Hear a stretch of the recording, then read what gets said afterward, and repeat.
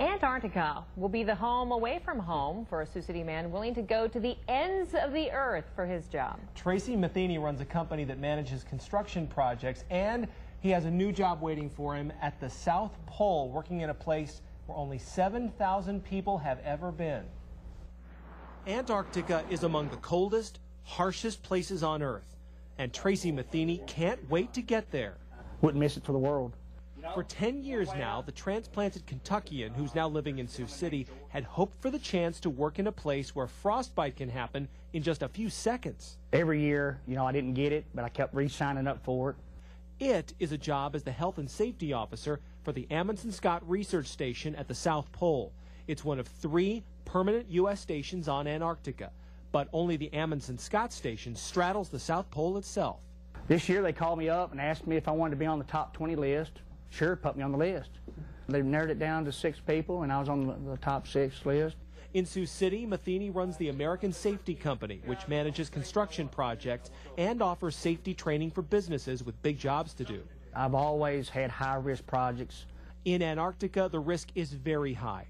Matheny will oversee as many as 300 people working 9 to 10-hour days in temperatures of 50 to 100 degrees below zero. I'm going to be looking for hypothermia, frostbite. While trying to dig out the old Amundsen Scott Research Station buried under 50 feet of ice. We're going to dig it up, we're going to preserve it, protect it, and we're going to bring it back to the United States and put it in a Navy SEALs museum. The work will take 4.5 months.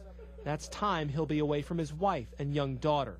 But they've been his biggest cheerleaders. My wife and daughter, they think this is the most awesome project that I've ever been handed. Even though Matheny will miss Thanksgiving, Christmas, and New Year's. They're just holidays, Matt. I've spent the last 10 holidays at home. Matheny says now's the time to make history, not money.